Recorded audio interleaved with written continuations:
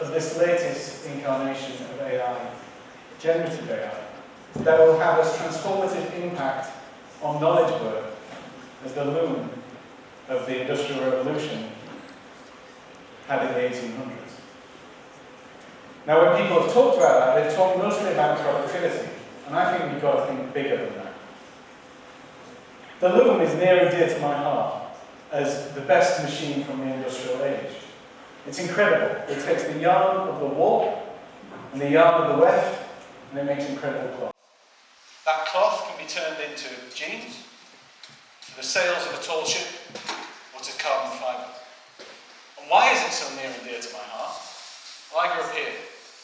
This is Huddersfield in Yorkshire. And it rains a lot in Yorkshire. And the rain that lands on Huddersfield falls through the stone, which is sandstone, and it becomes soft water. And that soft water is fantastic for washing cloth and for washing wool. And so Huddersfield became a cloth town. And in fact, if you go down onto Savile Row today and you go to a tailor's on Savile Row and get yourselves a suit, if it's a really high quality suit, it might well say made in Huddersfield on the cloth. And Huddersfield got really, really rich, really, really affluent in the 1800s. But it has a darker side as well.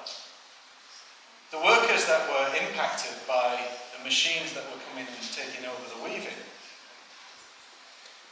they became known as the Luddites, after an apocryphal man called Ned Ludd. And they would take their sledgehammers and they would go and smash up the mills and smash up the machines because they couldn't believe in the productivity and they thought it was going to take their jobs. In fact, it got so bad in Huddersfield that they committed the murder of William Horsfall. Ironically, today, when we talk about a Luddite, we talk about somebody that doesn't understand technology.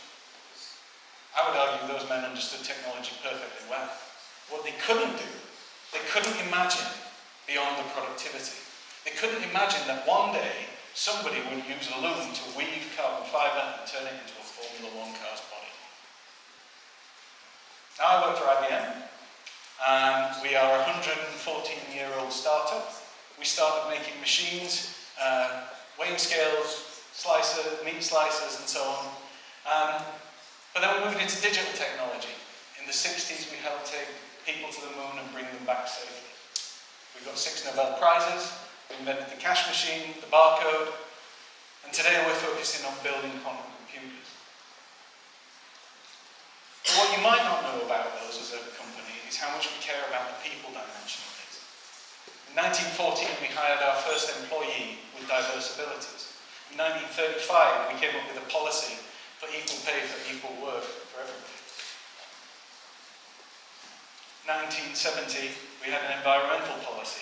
And today, we have our Be Equal pledge, where employees can pledge to be equal. This is my pledge, and I pledge to be curious, which would seem rather appropriate when I'm talking at house. Now, it's this combination of technology and people, almost like the warp and the weft that I talked about in weaving, that puts us at a really interesting intersection. This is the Roman god Janus. He has a face that faces the past and a face that faces the future. He's the god of change, the god of transition, the god of gateways. He also has a beautiful face and an ugly face. And I think this is a really good analogy of where we are with AI right now. So I'm going to look to the past, I'm going to talk about where we are, and I'm going to give you some ideas of where the future's going. Went really quick. So this AI story starts in 1956, nearly 70 years ago. And the term AI is coined at a session, a symposium at Dartmouth College. And artificial intelligence as a term was born. And between the 50s, 60s, 70s, artificial intelligence developed.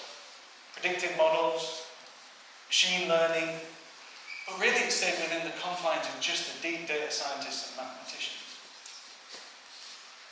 And we advanced through to 2011, and people start becoming obsessed with language processing and understanding human intelligence through language. And our organisation had a competition against a game show in America called Jeopardy, and we beat the 2 grandmasters of Jeopardy with our machine Watson. 2017, Google came up with a paper called Attention is All You Need. And in that paper, they formulate this idea of something called the transformer model. And that transformer model has moved us to the next sort of generation of where the world is going. In 2022, we all start to play with this, ChatGPT. Now ChatGPT, the T in ChatGPT, is transformer. And 2022 led to 2023, which really was the year of the prompt. And we all started asking questions of this model and what it could come up with. And we asked it things like, who was Abraham Lincoln? Give me a song about cheese that might be sung by Stormzy. And we kind of played around with it. And in 2024, in business at least, we started to turn these prompts into what we call assistants. Now you can imagine I might have a research assistant, and that research assistant might go and find facts for me. I might have a writing assistant that writes those facts up into a report. I might have a critic assistant that tells me that my report is not very good. And I would orchestrate across those things to get some work done. And we began to think that maybe processes in businesses and in life were going to change. And that we were going to move from just adding a little bit of AI onto things to being AI-led. And that we would create new ways of doing work. So 2025. Now 2025, I believe, is the year of the agent. What is an agent? Well, if you follow that, then an assistant might be something that I can chain together into getting work done. An agent's like an assistant of assistants. A digital agent can connect from one assistant to the next, and get them to work as a team. And why is this happening now? This has only really been happening probably for the last 6 months. And this is where the world is starting to go. The models are getting faster and they're getting better, and we get new models all the time. Just yesterday, Anthropic launched a new coding model. The models are getting smaller. They're getting more powerful and they're getting smaller, and we can run them in more and more places. My team, a year ago, would have been using a model with 405 billion parameters in it. Enormous. Today, we use a 70 billion parameter model that is just as good. We started to blend models together. So I might use a model for writing code that is different to the model that I might use for doing deep research. Organizations are starting to create their own models. They might build from, say, an IBM Granite model, which we've trained, and build on top of that to make their own HR model, their own payroll model, their own finance model. And then they blend those things together like spices when making a dish. And these models are now becoming what we call multimodal. So these models can do more than just understand language. They can speak, they can see. I had one client that I worked with where I showed them how to upload one of the products from their product catalogue, and the model could look at that and see what that product was. And they could read what was on the side of that model. These models can hear. And so as we stitch these things together, we're in the ability to start creating genuine assistants and genuine agents.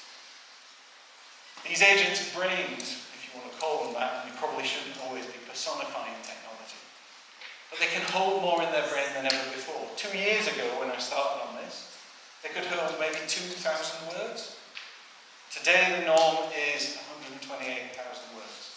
That's like taking the book Catcher in the Rye and holding it in your head all the time, and being able to answer questions on it. They can use tools. So they can go and talk to email, they can go and talk to a PowerPoint, they can go and talk to any other tools that you can make available to them. They can go and talk to other assistants, to other agents. And the way they do that is because they can structure their questions in a way that other things can answer back, whether those are systems like email or other assistants. So what's that all mean? And why is that interesting and remotely useful? Today, you might quite happily, if you were planning a holiday with your family, let's say you want to go to Japan, you might say to ChatGPT, give me some ideas of how I might have a holiday in Japan. And it'll come back and it'll give you an itinerary and some recommendations. It's great. Where we're going, and we're going at pace, is this idea of an agent. So you might say to that agent, I want to go to Japan this year with my family. And that agent might come back and say, well, you usually fly with British Airways. And you've got a vacation time, sort of in May of this year. You should fly to Tokyo. You'll catch the train to Kyoto.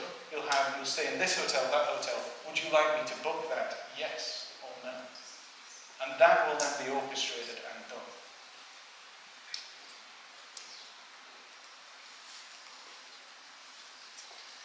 So I want you to think forward a little bit.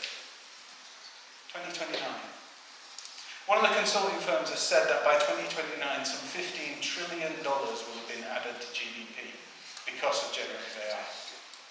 That is like adding the GDP of Japan, Germany, and India to world GDP. And if that's all happened by 2029, imagine you're applying to university right now. What are you going to learn? How are you going to work?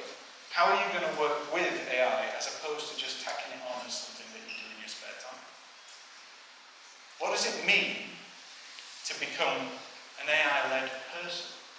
And how do we work with these tools to get work done in a totally different way?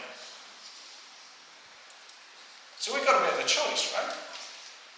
We can choose, like the people of the Industrial Revolution in my hometown, to go around and break this stuff up. Or we can choose maybe to work with it.